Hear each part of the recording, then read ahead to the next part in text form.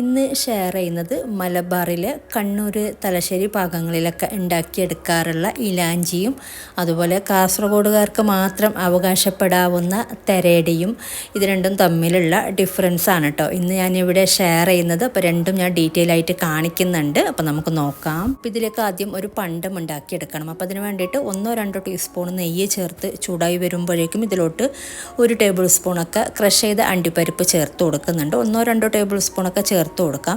ഇത് ചെറുതായിട്ടൊന്ന് കളർ മാറി വരുമ്പോൾ ഇതിലോട്ട് ഉണക്കമുന്തിരിയും കൂടെ ചേർത്ത് കൊടുക്കുന്നുണ്ട്. ഉണക്കമുന്തിരി ഞാൻ കുറച്ച് മാത്രമാണ് ചേർത്ത് കൊടുക്കുന്നത്. വേണമെന്നുണ്ടെങ്കിൽ നിങ്ങൾക്ക് കൂടുതൽ ചേർക്കാട്ടോ. ഞാൻ 1-2 ടീസ്പൂൺ മാത്രമാണ് ചേർത്ത് കൊടുക്കുന്നത്. ഇതിപ്പോൾ ഇത്രയും മതി. ഇനി ഇതിലോട്ട് ഉണക്കമുന്തിരിയും കൂടെ ചേർത്തിട്ട് ഇതും കൂടെ ഒന്ന് ചെറുതായിട്ടൊന്ന് മോപ്പിച്ചെടുക്കാം. ഇനി ഇതിലോട്ട് നമ്മൾ ചേർത്ത് കൊടുക്കുന്ന ചിരകിയ തേങ്ങയാണ്. അപ്പോൾ ഇതിൽ ഞാൻ കാണിക്കുന്ന അളവ് ഏതെങ്കിലും ഒരു ഡിഷിന് മാത്രമുള്ള പണ്ടമാണ് കേട്ടോ. രണ്ടിനും ഇത് തികയില്ല. രണ്ടിനും നിങ്ങൾക്ക് വേണമെന്നുണ്ടെങ്കിൽ എല്ലാം ഡബിൾ എടുക്കേണ്ടി വരും. ഏതെങ്കിലും ഒരെണ്ണത്തിന് മാത്രമാണ് ഈ ഒരു പണ്ടം തികയത്തുള്ളൂ.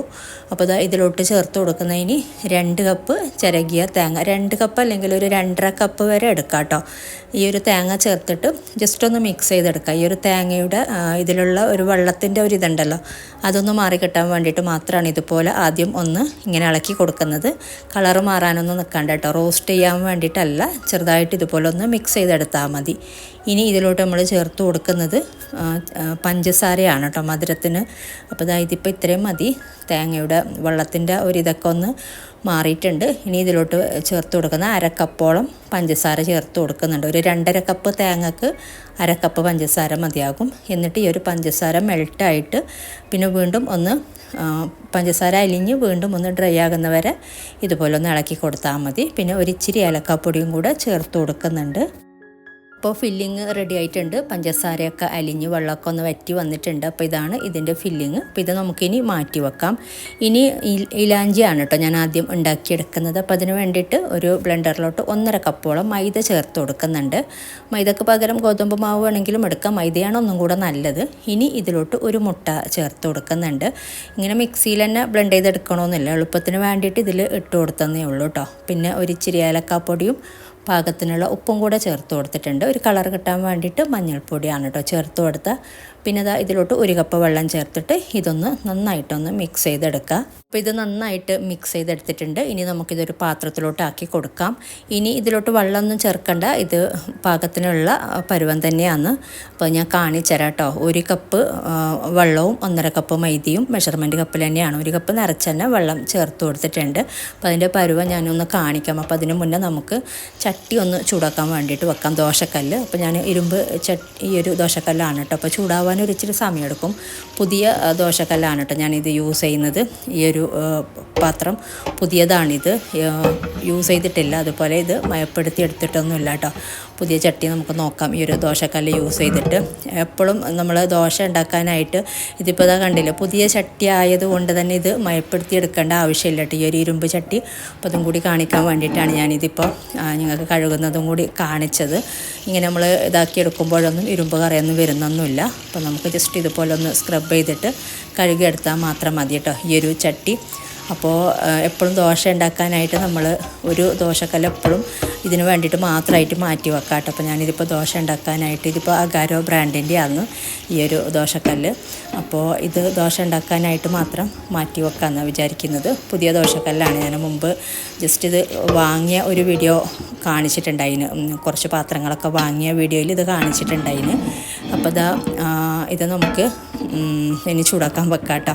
ഈ ഒരു ചട്ടി കണ്ടില്ലേ, ഇതിൽ ഇരുമ്പ് കറൊന്നുമില്ല. ഇപ്പോൾ ഒരുപാട് പേർക്കുള്ള ഡൗട്ടാണ് ദോശക്കല്ല് ഏതാണ് ഏറ്റവും നല്ലത് എന്നുള്ളതൊക്കെ. മയപ്പെടുത്തിയെടുക്കാനൊക്കെ കുറച്ച് പണിയുണ്ടല്ലോ, പ്രത്യേകിച്ച് ഇപ്പോഴത്തെ കുട്ടികളൊക്കെ ഒരുപാട് പേര് ചോദിക്കാറുണ്ട്. അപ്പോൾ ഇത് ചൂടാവട്ടെ. ഇനി നമുക്ക് ഇതിൻ്റെ പരുവം ഒന്ന് കറക്റ്റാക്കി എടുക്കാം. വെള്ളമൊന്നും ചേർക്കാണ്ട് കേട്ടോ, ഇത് പാകത്തിനുള്ള അളവ് തന്നെയാണ്. 1 കപ്പ് കുറച്ച് നിറച്ച് തന്നെ വെള്ളം എടുക്കുമ്പോൾ പാകത്തിനായിക്കോളും. 1.5 കപ്പ് മൈദ മെഷർമെൻറ്റ് കപ്പിൽ തന്നെ എടുത്താൽ മതി. അപ്പോൾ ഇതാണ് ഇതിൻ്റെ ഒരു പരുവം. ഇനി നമുക്കിത് ദോശ ഉണ്ടാക്കിയെടുക്കാം. അപ്പോൾ ദോശക്കല്ല് നല്ലോണം ചൂടായിട്ടുണ്ട്. അപ്പോൾ അഗാരോ ബ്രാൻഡിൻ്റെ നേരത്തെ കാണിച്ച ആ ഒരു ദോശക്കല്ല് തന്നെയാണ്, മയപ്പെടുത്തി എടുക്കാത്ത ദോശക്കല്ലാണ്. അപ്പോൾ അതുകൊണ്ടാണ് ഞാൻ വീണ്ടും കാണിച്ചപ്പോൾ നമുക്ക് എന്തായാലും ഇതിൽ ദോശ എങ്ങനെ ഇളകി വരുമെന്നൊക്കെ നോക്കാം. ഫസ്റ്റ് ടൈം യൂസ് ചെയ്യുന്നതാണ് ഈ ഒരു ദോശക്കല്ലിൽ. അപ്പം ഒന്ന് തുടച്ചിട്ട് എണ്ണക്ക ഒന്ന് നല്ലോണം ഒന്ന് തേച്ച് കൊടുക്കുക, എല്ലായിടത്തേക്കും ഒന്ന് എണ്ണാക്കി കൊടുക്കുക കേട്ടോ. എന്നിട്ട് നമ്മൾ ദോശ ഉണ്ടാക്കിയെടുക്കാം. അപ്പോൾ എപ്പോഴും ഈ ഒരു ദോശക്കല്ല് ഞാൻ ദോശ ഉണ്ടാക്കാൻ വേണ്ടിയിട്ട് മാത്രം ഇത് മാറ്റി വെക്കുന്നുണ്ട്. നമുക്കിങ്ങനെ ഇതുപോലത്തെ ദോശക്കല്ലൊക്കെ ഉണ്ടെങ്കിൽ ഹെൽത്തിന് നല്ലതാണ്, നമുക്ക് കുറേ യൂസ് ചെയ്യാനും പറ്റും കേട്ടോ, ലൈഫ് ടൈം യൂസ് ചെയ്യാനും പറ്റും. അപ്പോൾ ഇതുപോലെ ഒരു തവി മാവ് ഒഴിക്കുക, എന്നിട്ട് ഇതുപോലെ ഒന്ന് നിരത്തി കൊടുക്കുക. ഇതുപോലെയാണ് എലാഞ്ചി ചെയ്യുന്നത് കേട്ടോ. എലാഞ്ചി എന്നും ഇലാഞ്ചി എന്നൊക്കെ പറയുന്നുണ്ട് ഇതിന്. അപ്പോൾ ഇനി ഇതിൻ്റെ മുകൾ ഭാഗം ഇപ്പോൾ കണ്ടില്ലേ, ചെറുതായിട്ട് ഇങ്ങനെ കളറൊക്കെ ഒന്ന് മാറി വരുമ്പോൾ, ചെറിയ രീതിയിലൊന്ന് കുക്കായി വരുമ്പോൾ തിരിച്ചിട്ട് കൊടുക്കാം. ഇതിപ്പോൾ ഇത്രയും മതി. ആ ഒരു യെല്ലോ കളറൊക്കെ മാറിയിട്ടുണ്ട്, ചെറുതായിട്ട് കുക്കായി നർത്തം. മൂടി വെക്കേണ്ട ആവശ്യമൊന്നുമില്ല, പെട്ടെന്ന് തന്നെ ഇത് കുക്കായി വരുന്നുണ്ട്. ഇനി നമ്മളിത് തിരിച്ചിട്ട് കൊടുക്കാം കേട്ടോ. തിരിച്ചിട്ട് കൊടുത്തിട്ട് ഒരുപാട് നേരം വെക്കണമെന്നില്ല, പെട്ടെന്ന് തന്നെ നമുക്ക് മാറ്റാം.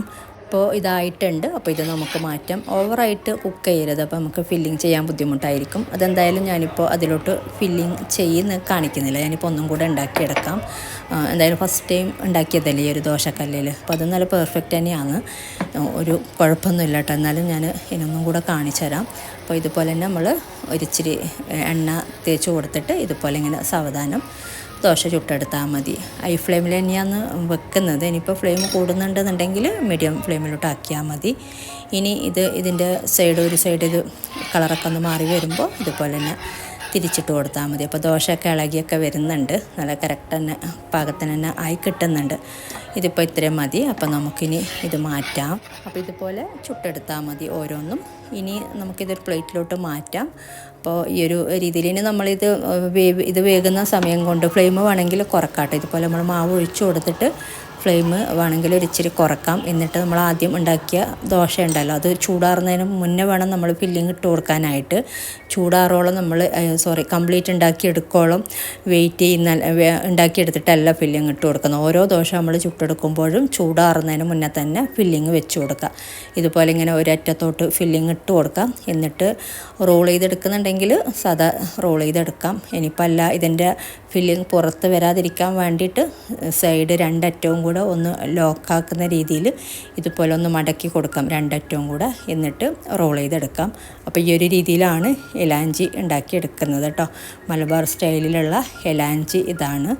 അപ്പോൾ ഇതുപോലെ തന്നെ ഓരോന്നും ചുട്ടെടുക്കുക, റോൾ ചെയ്തെടുക്കുക. അപ്പോൾ ഇതുപോലെ ഓരോന്നും ചുട്ടെടുക്കുക, ഫില്ലിങ് വെച്ച് കൊടുക്കുക ചൂടോടെ. ദോശ കുക്കാകുന്ന സമയം കൊണ്ട് പെട്ടെന്ന് ഫില്ലിങ് വെച്ച് കൊടുത്താൽ മതി. എന്നിട്ട് ചൂടോടെ സെർവ് ചെയ്യുക കേട്ടോ. ഇത് ചൂടോടെ കഴിക്കുന്നതാണ് ഏറ്റവും ടേസ്റ്റ് ഈ ഒരു എലാഞ്ചി. അപ്പോൾ ഇനി ഉണ്ടാക്കിയെടുക്കുന്നത് കാസർഗോഡ് സ്റ്റൈലിലുള്ള തെരയുടെയാണ്. അത് ചൂടാറിയാലും കഴിക്കാനൊക്കെ നല്ല ടേസ്റ്റ് തന്നെയാണ്, സോഫ്റ്റാണ് സംഭവം. അപ്പോൾ അതും കൂടി നമുക്ക് നോക്കാം. അപ്പോൾ തെരയുടെ ഉണ്ടാക്കിയെടുക്കുന്നത് അരി വെച്ചിട്ടാണ്, നെയ്ച്ചോറിൻ്റെ അരിയാണ് കേട്ടോ എടുത്തിട്ടുള്ളത്. 1.5 കപ്പ് നെയ്ച്ചോറിൻ്റെ അരി അരമണിക്കൂറോളം കുതിർത്ത് വെച്ചതിന് ശേഷം കഴുകിയെടുത്തിട്ട് വെള്ളമൊക്കെ ഒന്ന് നല്ലോണം ഊറ്റിയിട്ട് തന്നെ ബ്ലെൻഡറിലോട്ട് ഇട്ട് കൊടുക്കുക കേട്ടോ. വെള്ളത്തോട് ഇട്ട് കൊടുക്കുമ്പോൾ പറയുന്ന അളവിൽ വെള്ളം പാകമാകില്ല. ഇനി ഇതിലോട്ട് വേണ്ടത് ഞാൻ ചേർത്ത് കൊടുക്കുന്ന 1/2 കപ്പ് ചിരകിയ തേങ്ങയാണ്. സാധാ ചേർത്ത് കൊടുക്കൽ തേങ്ങാപ്പാലാണ്, 1/4 കപ്പൊക്കെ ചേർത്ത് കൊടുത്താൽ മതി. ഞാനിപ്പോൾ 1/2 കപ്പ് തേങ്ങ ഇട്ട് കൊടുത്തിട്ടുണ്ട്. പിന്നെ ഒരു മുട്ട ചേർത്ത് കൊടുക്കുന്നുണ്ട്. പിന്നെ ഇതുപോലെ പിന്നീട് അരിച്ചെടുക്കുന്നുണ്ട്. അപ്പോൾ അതുകൊണ്ട് ഏലക്ക ഫുള്ളായിട്ട് തന്നെ ഞാനൊരു 2-3 ഏലക്ക ഇട്ട് കൊടുത്തിട്ടുണ്ട്. പിന്നെ കളറ് കിട്ടാൻ വേണ്ടിയിട്ട് ഒരു ഇച്ചിരി മഞ്ഞൾപ്പൊടി, പിന്നെ പാകത്തിനുള്ള ഉപ്പ് ചേർത്ത് കൊടുക്കുക. പിന്നെ അരക്കാൻ പാകത്തിന് വെള്ളം ചേർത്ത് കൊടുക്കുക. 1 കപ്പ് മുതൽ 1.5 കപ്പ് വരെ ചേർക്കാം. എന്നിട്ട് നന്നായിട്ട് അരച്ചെടുക്കുക. വെള്ളത്തിൻ്റെ അളവൊക്കെ ഞാൻ പറയാം കേട്ടോ പിന്നീട്. ഇനി നമ്മളിതൊരു അരിപ്പയിൽ അരിച്ചിട്ട് ഇതിലോട്ട് പാത്രത്തിലോട്ട് ആക്കി കൊടുക്കാം. അപ്പോൾ ഇതുപോലെ അരിച്ചെടുക്കുമ്പോൾ നമ്മൾ തേങ്ങയൊക്കെ ചേർത്ത് കൊടുത്തല്ലേ, അപ്പോൾ എന്തായാലും നല്ല ക്ലിയർ ആയിട്ടുള്ള മാവ് കിട്ടാൻ വേണ്ടിയിട്ടാണ്. എന്തെങ്കിലും തരിയൊക്കെ ഉണ്ടെങ്കിൽ അരയാത്ത പീസൊക്കെ മാറിക്കിട്ടും. നല്ല നൈസായിട്ടുള്ള നല്ല മഷി പോലെ അരച്ചെടുക്കണം കേട്ടോ ഇതിൻ്റെ മാവ്. അപ്പോൾ നല്ല ക്ലിയർ ആയിട്ടുള്ള മാവ് കിട്ടിയിട്ടുണ്ട്. ഇനി ഇതിലോട്ട് നമ്മൾ ആദ്യം ഞാൻ അരക്കുമ്പോൾ ചേർത്തിട്ടുണ്ടായിരുന്നത് 1.5 കപ്പ് വെള്ളമാണ്. നിങ്ങൾ 1 കപ്പ് വെള്ളം ചേർത്തിട്ട് അരച്ചെടുത്താലും മതി, ഒന്നും കൂടെ അരഞ്ഞ് കിട്ടാൻ നല്ലതാണ്. ഒരുപാട് വെള്ളം ചേർക്കുമ്പോൾ അരയാനൊരിച്ചിരി ബുദ്ധിമുട്ടായിരിക്കും. അപ്പോൾ ഇതിൻ്റെ വെള്ളത്തിൻ്റെ അളവ് ഞാൻ മൊത്തത്തിൽ പറയാം കേട്ടോ. മൊത്തത്തിൽ നമുക്ക് വേണ്ടത് ഏകദേശം 2.5 കപ്പോളം വെള്ളം വേണം കേട്ടോ. ഇതിൽ നമ്മൾ ആദ്യം അരക്കുമ്പോൾ ഞാൻ 1.5 കപ്പാണ് ചേർത്തിട്ടുണ്ടായിന്, ഇപ്പോൾ 1 കപ്പ് ചേർത്തു.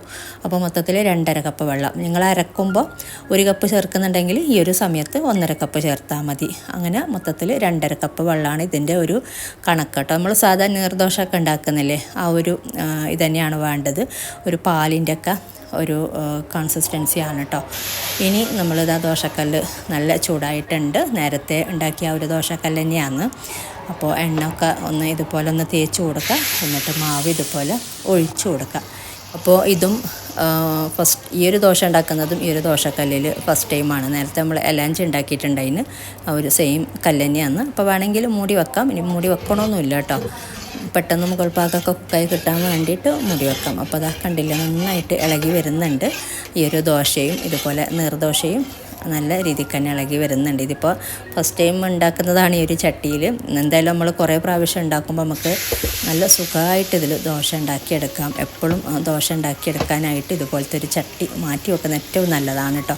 നമുക്ക് നോൺ സ്റ്റിക്കൊക്കെ ആകുമ്പോൾ പെട്ടെന്ന് അതിൻ്റെ കോട്ടിങ്ങൊക്കെ ഇളകി പോകുന്നുണ്ട്, അങ്ങനത്തെ പെട്ടെന്ന് കേടായി പോകുന്നുണ്ട്, അപ്പോൾ സ്പോയിലാകുന്നുണ്ടല്ലോ. അപ്പോൾ കുറേ പ്രാവശ്യം മാറ്റേണ്ടി വരലുണ്ട്. ഇതാകുമ്പോൾ നമുക്ക് ഒരു ദോശക്കല്ലുണ്ടെങ്കിൽ നമുക്ക് എത്ര വർഷം വേണമെങ്കിലും ഇതുപോലെ ദോശ ഉണ്ടാക്കിയെടുക്കാം.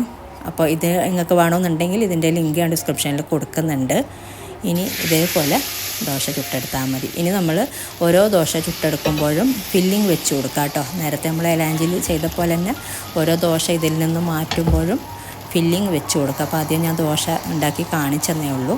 ഇതുപോലെ 2-3 എണ്ണം. ഇനി നമ്മൾ ഓരോ ദോശ ചുട്ടെടുക്കുന്ന സമയത്ത് തന്നെ പെട്ടെന്ന് തന്നെ ഇതുപോലെ ഫില്ലിങ് വെച്ചിട്ട് റോൾ ചെയ്തെടുത്താൽ മതി. അപ്പോൾ ഇതാണ് കാസർഗോഡൻ ഭാഗത്ത് ഉണ്ടാക്കിയെടുക്കാറുള്ള തെരേട. നല്ല ടേസ്റ്റ് ഉണ്ട് ഈ ഒരു തെരേട. പുതിയാപ്പുള്ള സൽക്കാരങ്ങളിലൊക്കെ പണ്ട് മുതലൊക്കെ ഇപ്പോഴും ചെയ്യാറുണ്ട്, പണ്ടും ചെയ്യാറുണ്ട്. ഒരു ട്രഡീഷണൽ ആയിട്ടുള്ള ഡിഷാണ് കേട്ടോ ഇത്. നല്ല ടേസ്റ്റുണ്ട് കഴിക്കാനായിട്ട്, നല്ല സോഫ്റ്റാണ് സംഭവം.